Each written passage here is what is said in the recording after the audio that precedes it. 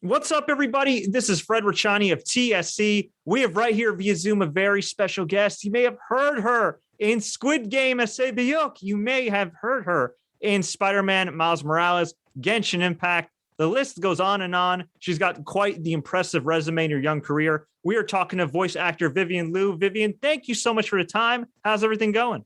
Hi, Fred. Thank you for that very sweet introduction. Thanks so much for having me. Yeah, thanks for joining us. And I guess we'll ask you the question. I'm sure everybody's wondering right off the bat, what's it like being involved in such a cultural phenomenon like Squid Game?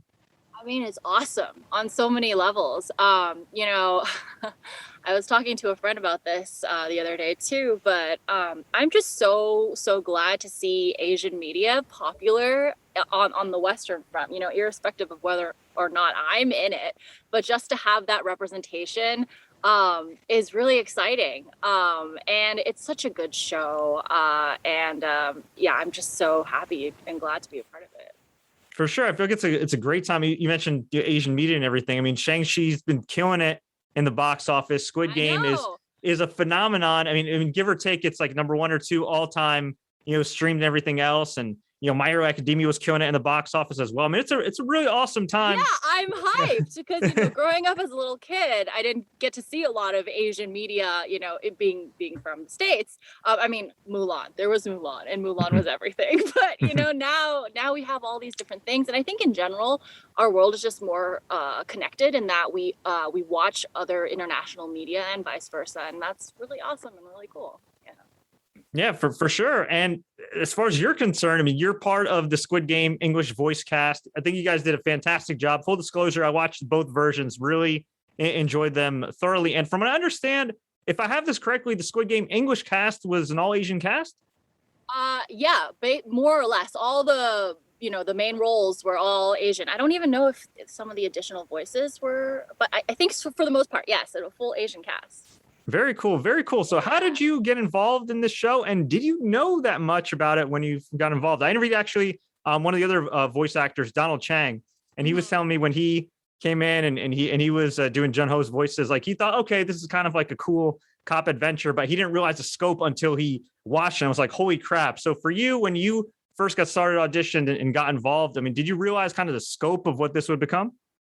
Not at all. It was really fun to work on. And, some of the, I'm assuming anyone who's watching this has seen Squid Game, spoiler alert, working on some of the episodes, episode 6, killed my soul. And it was such a good show to work on. And I was like, oh, this is so good. But never did I don't think anyone thought that it would blow up to be this huge phenomenon that has grown to, And it's funny, as voice actors, we sign a lot of NDAs and everything. So I didn't even know the project title. Our code name, I believe, was Calamari, which is hilarious.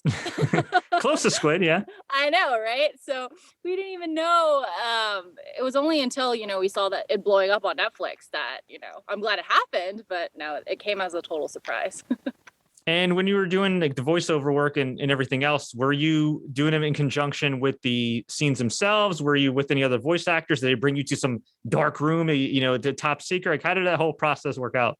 I think maybe save for one session, I recorded every single line right here in my home studio in this booth. Wow. With my shredder in the background. Yeah. And no, unfortunately, we didn't get to, with COVID and everything, things are done a little bit differently. And so I didn't get to work with some of my amazing friends who are also in Squid Game. I would have loved to, work with Greg Chun. Our characters have a very funny relationship. But no, our director, Madeline Hale, was just fantastic. And she was really instrumental in, I think, grounding us all in the scene and making sure that we were actually people talking to each other, because the lines were definitely recorded separately. Very cool. And as far as your life since Squid Game, how's it changed? I mean, not much, I mean, it's an honor and a privilege to be a part of such a cool project, but, day to day, I feel like, to be honest, though, I feel like the last 2 years in general have all just been kind of a blur because of COVID. So not too much has changed, but I can't complain. So yeah, time is definitely a flat circle these last couple of years. It's like, wait, we're already approaching 2022. Like, what the hell? I feel like the year just started. It was a very chaotic start to the year. And now I'm like, how is it already? We were just talking before, we started. How is it already Thanksgiving? And then we're going to roll into Christmas. Then it's going to be 2022. It's insane. Yeah, no, it's absolutely wild. And it's amazing that you have this awesome home studio that we're talking to you from. And, kudos to you. I mean, that's clutch to be able to do Netflix gigs and other gigs right from your home. Did you have that kind of set up prior to the pandemic, or was that something you had to be adjusted to once you realized, okay, I got to adjust here?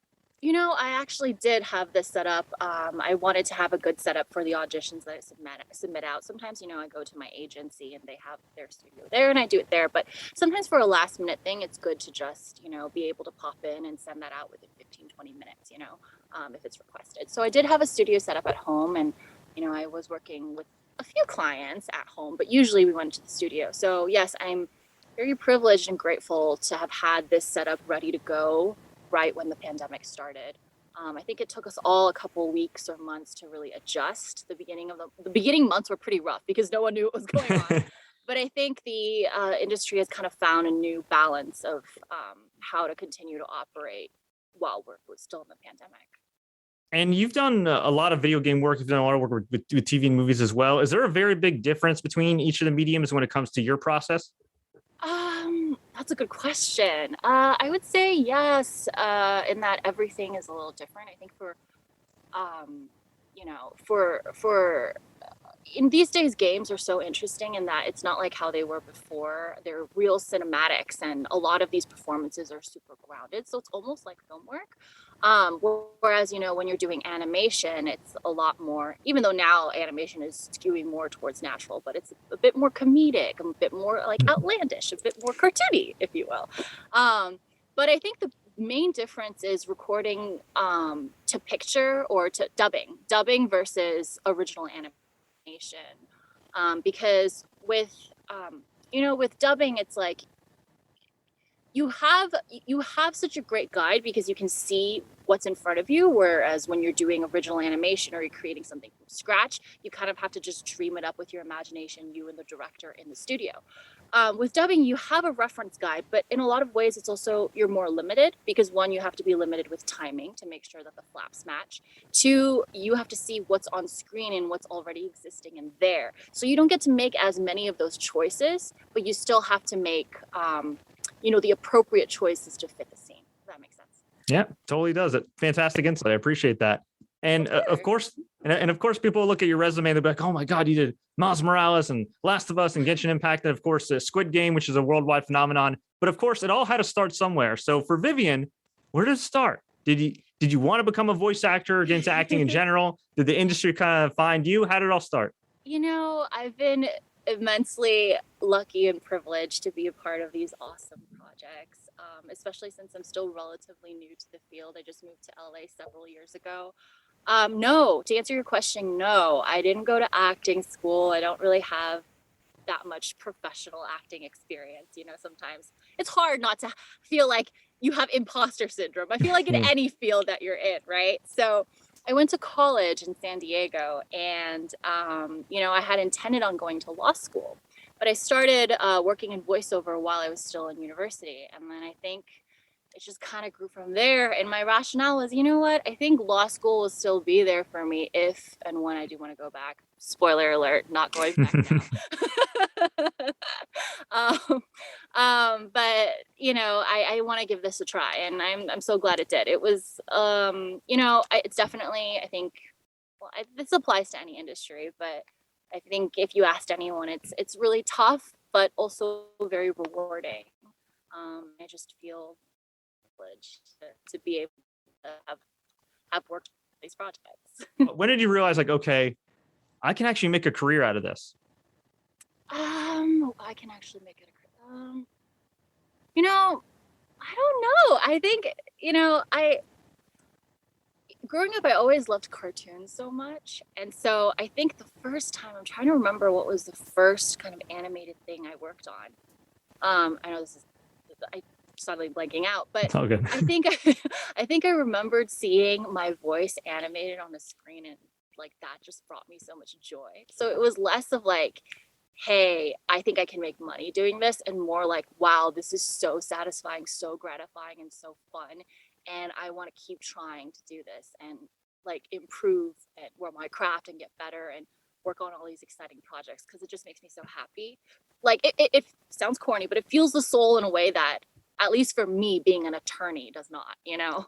I mean, so yeah, I'd say that.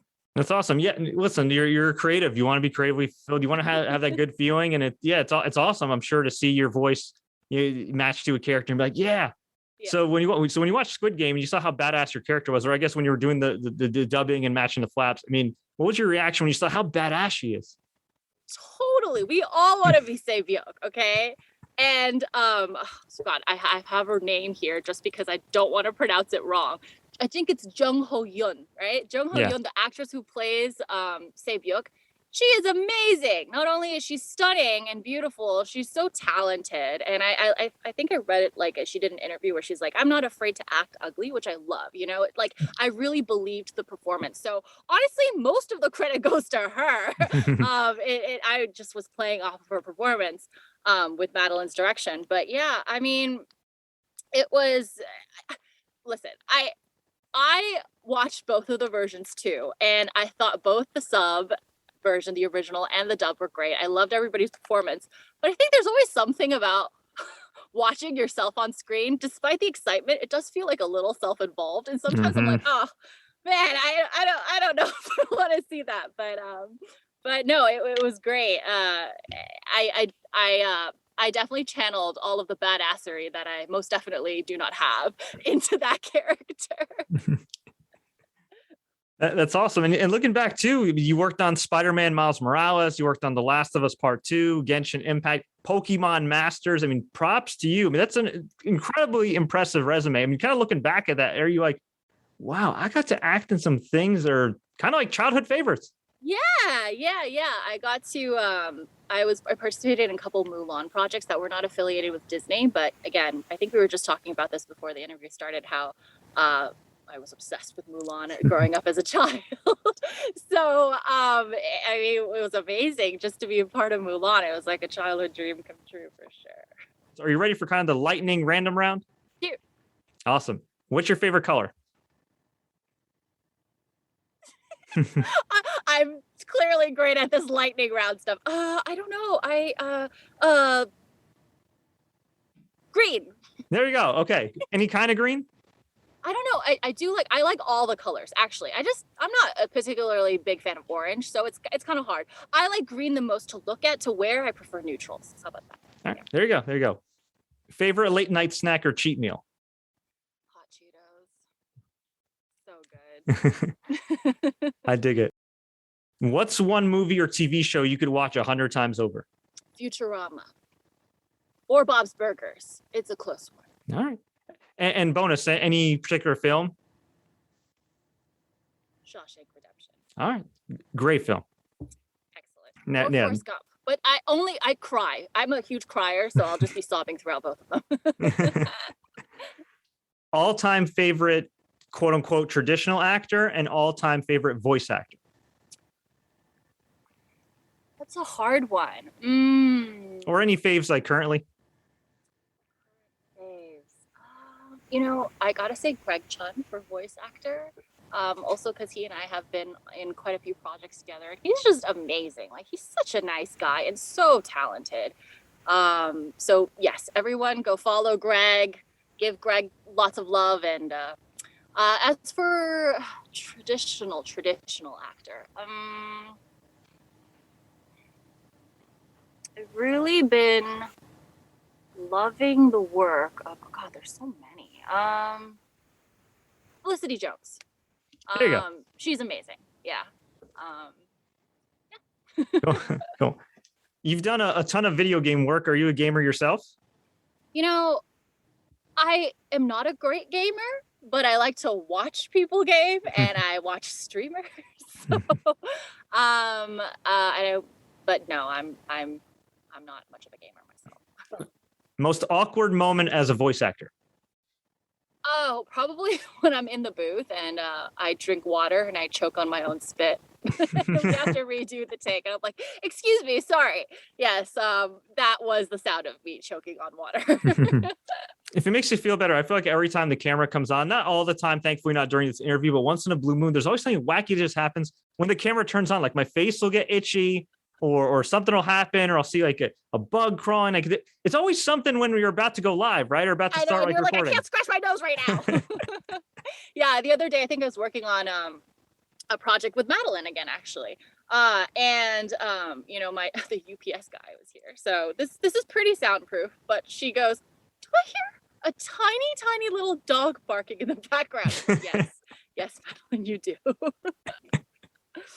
Hey, it happens. I told you off the air, they have construction going on. It's like, we're pretty soundproof, and it's like yeah. At least I'm not that one attorney who went to court over Zoom and then he like had the cat filter on his face. Oh yeah, I have. Yeah. Like, I'm here. I'm not a cat. I promise. Oh man, poor guy. That's funny. I know. What would you say is the biggest do and the biggest don't as a voice actor? Biggest do is take care of your health. And by health, I mean,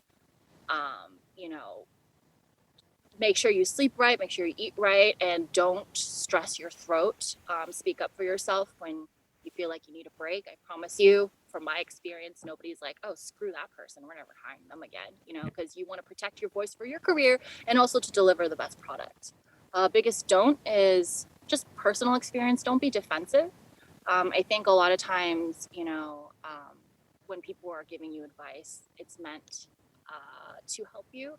And I think that we can always learn from constructive criticism. Like, don't take abuse, but constructive criticism. My mom always said, as a kid, growing up, she was like, if somebody gives you something and 99% of the information is wrong, try to take that 1% and learn from it and make yourself better. So, good words to live by for me. Besides Sae-byeok, who is your favorite character on Squid Game?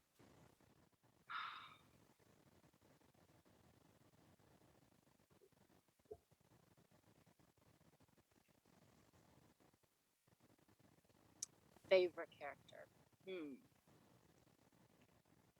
Favorite as in the person I like the most, or favorite as in I find their character very interesting? Well, we'll go with interesting. Let's go with the more interesting route. I think Sung-woo is a very interesting character. Huh? I thought, obviously very morally questionable, but I think it's an interesting look into what a person is capable of when they're desperate, and also self-preservation and ego, especially in the beginning.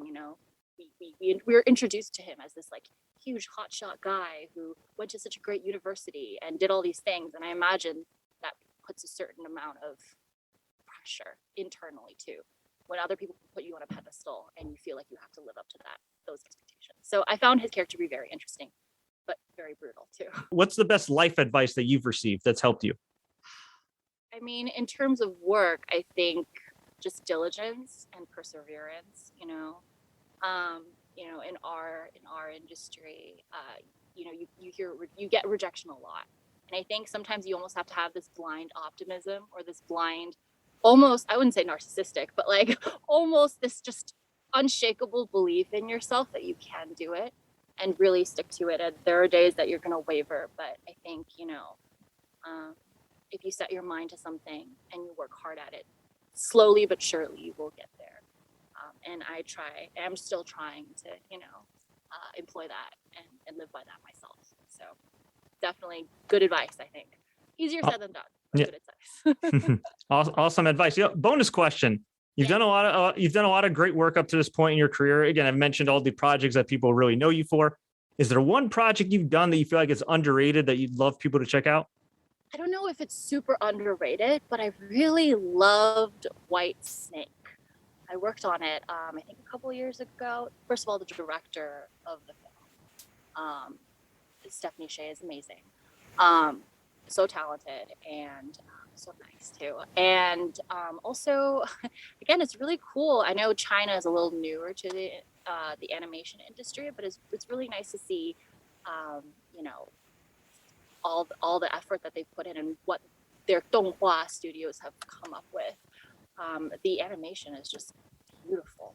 So I would definitely recommend checking that out.